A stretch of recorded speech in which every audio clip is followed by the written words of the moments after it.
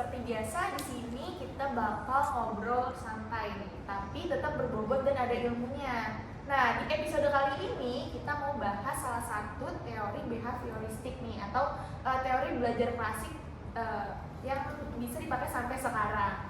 Mungkin kedengarannya tuh berat banget ya, tapi sebenarnya teori ini itu deket banget sama kehidupan kita di sehari-hari.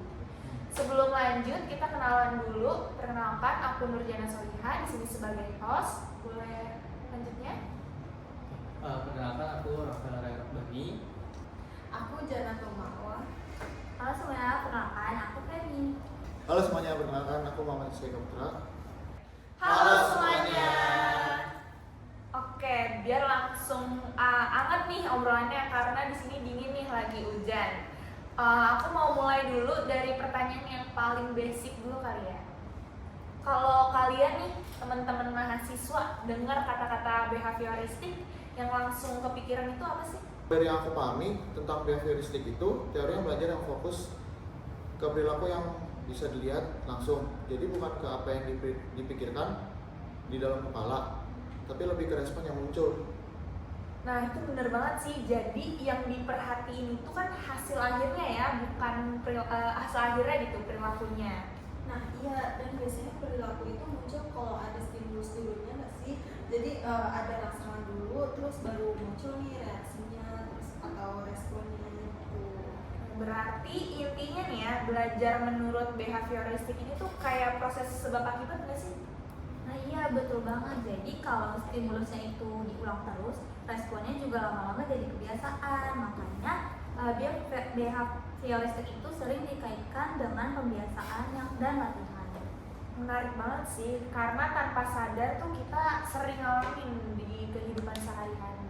Oh iya, ngomongin stimulus dan respon, pasti nggak bisa lepas tuh dari namanya Ivan Pavlov. Nah ini nih, Pavlov ini tuh hampir selalu muncul nih kalau misalnya kita bahas behavioristik. Boleh dijelasin sedikit atau banyak kan ya tentang Pavlov ini tuh siapa sih?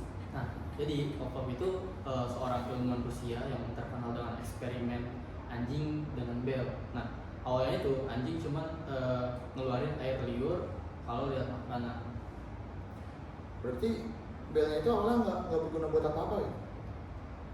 Iya, tapi karena belnya selalu dibunyikan terus berbarengan dengan makanan, tuh lama-lama bunyi bel aja itu bisa membuat anjing itu keluar air liurnya tanpa dikasih makanan itu. Nah itu tuh yang disebut sama classical conditioning gitu.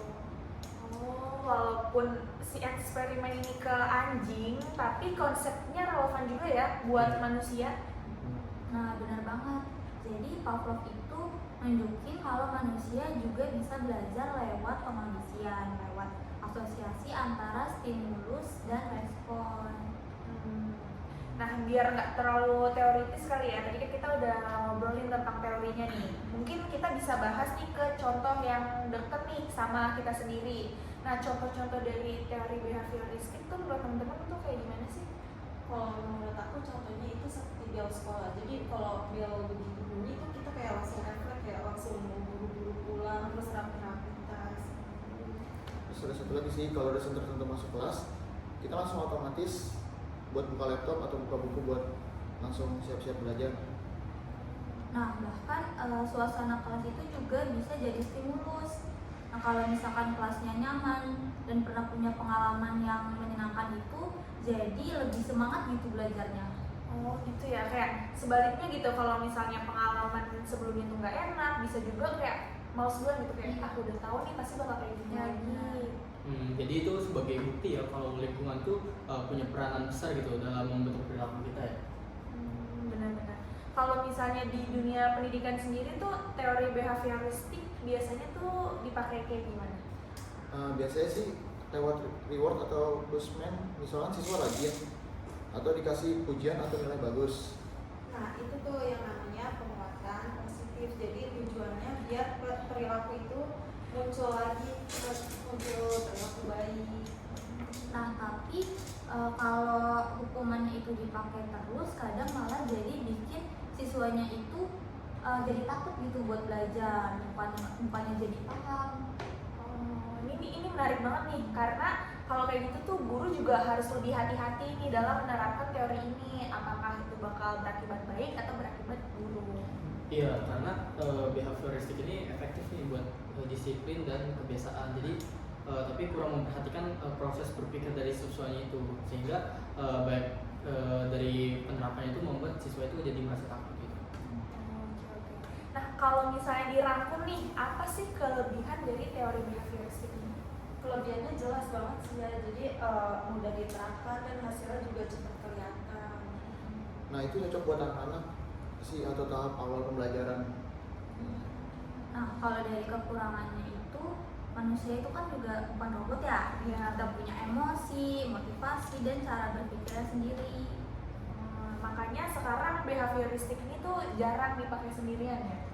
Iya, karena sekarang tuh dia tuh lebih dikombinasikan dengan teori kognitif dan juga humanistik.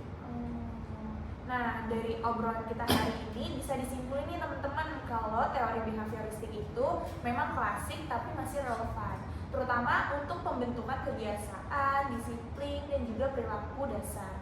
Yang penting penerapannya harus bijak dan disesuaikan dengan kondisi peserta didik. Terima kasih banyak buat Rafael, Mawa, Femi, sama Rizky yang udah sharing, dan terima kasih juga buat kalian yang udah dengerin podcast kami. 1, 2, 3. Sampai ketemu di episode selanjutnya.